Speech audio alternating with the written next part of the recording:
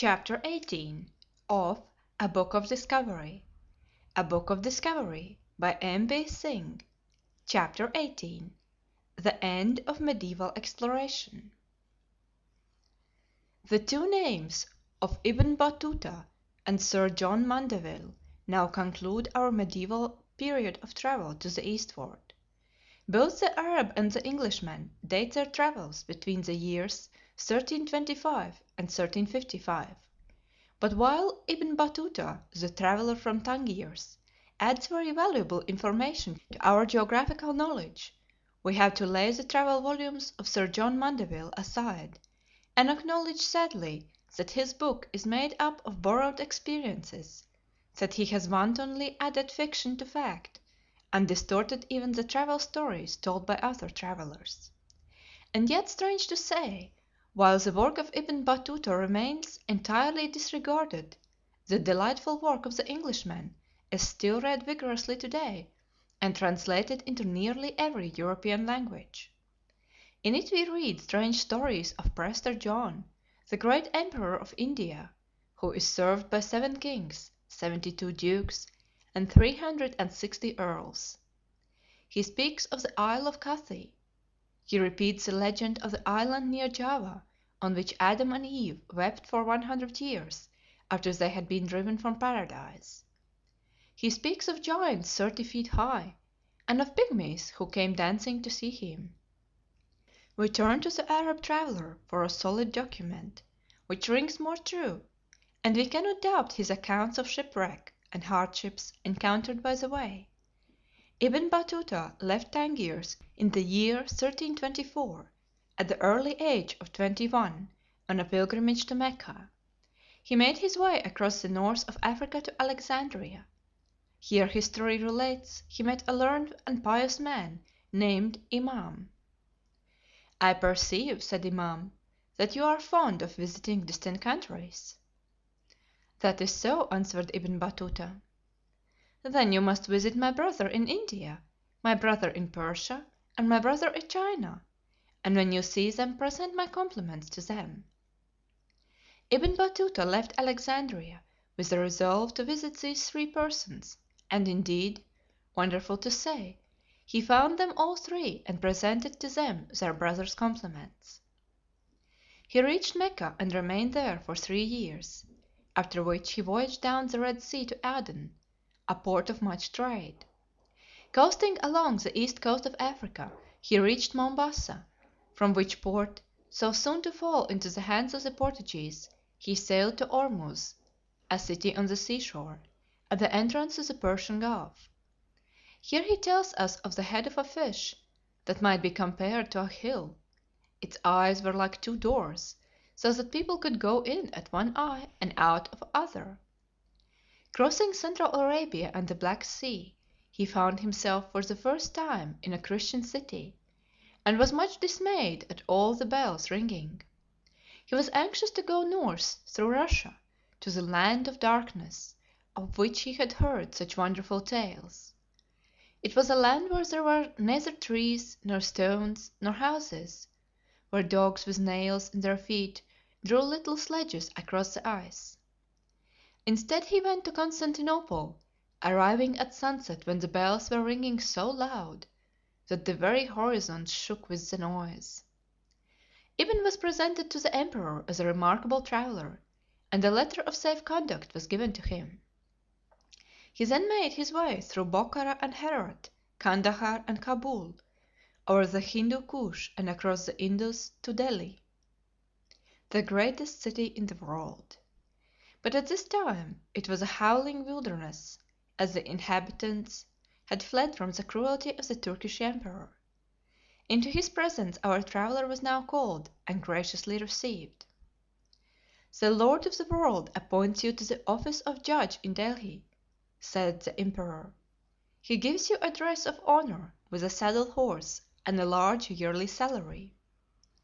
Ibn held this office for 8 years, till one day the emperor called him and said, "I wish to send you as ambassador to the Emperor of China, for I know that you are fond of traveling in foreign countries." The Emperor of China had sent presents of great value to the Emperor of India, who was now anxious to return the compliment. Quaint indeed were the gifts from India to China. There were 100 high bred horses, 100 dancing girls, 100 pieces of cotton stuff, also silk and wool, some black, some white, blue green, or blue.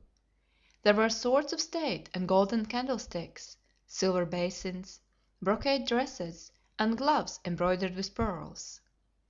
But so many adventures did Ibn Batuta have on his way to China that it is certain that none of these things ever reached that country. For 80 miles from Delhi the cavalcade was attacked, and Ibn was robbed of all he had.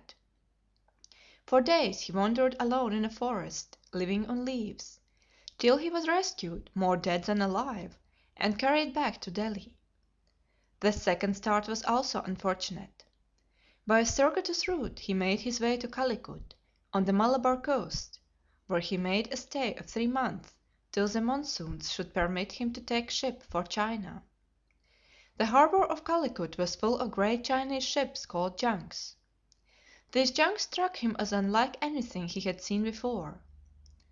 The sails are made of cane reed woven together like a mat, which, when they put into port, they leave standing in the wind. In some of these vessels there will be 1,000 men, sailors and soldiers. Built in the ports of China only, they are rowed with large oars, which may be compared to great masts. On board are wooden houses in which the higher officers reside with their wives. The time of the voyage came. 13 huge junks were taken, and the imperial presents were embarked. All was ready for a start on the morrow. Ibn stayed on shore praying in the mosque till starting time. That night a violent hurricane arose, and most of the ships in the harbor were destroyed. Treasure, crew, and officers all perished, and Ibn was left alone and almost penniless. He feared to return to Delhi, so he took ship, which landed him on one of a group of 1,000 islands, which Ibn calls one of the wonders of the world. The chief island was governed by a woman. Here he was made a judge, and soon became a great personage. But after a time he grew restless and set sail for Sumatra. Here, at the court of the king, who was a zealous disciple of Mohammed, Ibn met with a kind reception, and after a fortnight, provided with provisions, the restless Mohammedan again voyaged northwards into the calm sea, or the Pacific as we call it now. It was so still, disturbed by neither wind nor waves, that the ship had to be towed by a smaller ship till they reached China. "This is a vast country," writes Ibn, "and it abounds in all sorts of good things, fruit, corn, gold, and silver. It is traversed by a great river, the Waters of Life, which runs through the heart of China for a distance of 6 months' journey. It is bordered with villages, cultivated plains, orchards, and markets, just like the Nile in Egypt." Ibn gives an amusing account of the Chinese poultry. "The cocks and hens are bigger than our geese. I one day bought a hen," he says, "which I wanted to boil, but one pot would not hold it, and I was obliged to take two. As for the cocks in China, they are as big as ostriches." "Pooh!" cried an owner of Chinese fowls, "there are cocks in China much bigger than that," and I found he had said no more than the truth. Silk is very plentiful, for the worms which produce it require little attention. They have silk in such abundance that it is used for clothing even by poor monks and beggars. The people of China do not use gold and silver coin in their commercial dealings. Their buying and selling is carried on by means of pieces of paper about the size of the palm of the hand, carrying the seal of the emperor. The Arab traveler has much to say about the superb painting of China. They study and paint every stranger that visits their country, and the portrait thus taken is exposed on the city wall.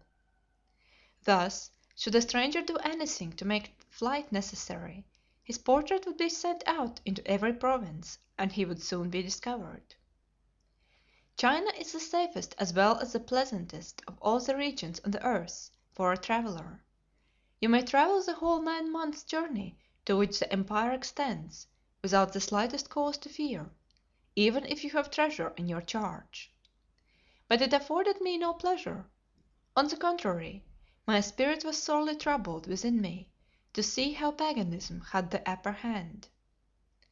Troubles now broke out among the Khan's family, which led to civil wars and the death of the great Khan.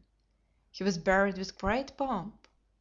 A deep chamber was dug into the earth, into which a beautiful couch was placed, on which was laid the dead Khan with his arms and all his rich apparel, the earth over him being heaped to the height of a large hill. Batuta now hurried from the country, took a junk to Sumatra, thence to Calicut, and by Ormuz home to Tangier, where he arrived in 1348. He had done what he set forth to do. He had visited the three brothers of Imam in Persia, India, and China. In addition he had travelled for 24 years and accomplished in all about 75,000 miles. With him the history of medieval exploration would seem to end, for within 80 years of his death the modern epoch opens with the energies and enthusiasm of Prince Henry of Portugal. For the last 2 centuries we have found all travel undertaken more or less as a religious crusade. So far during the last centuries, travel had been for the most part by land. Few discoveries had been made by sea. Voyages were too difficult and dangerous. The Phoenicians had ventured far with intrepid courage. The Vikings had tossed fearlessly over the stormy northern seas to the yet unknown land of America. But this was long ago. Throughout the Middle Ages hardly a sail was to be seen on the vast Atlantic and Pacific Oceans. No ships ventured on what was held to be the Sea of Darkness. No man was emboldened to risk life and money on the unknown waters beyond his own safe home. CHAPTER 19.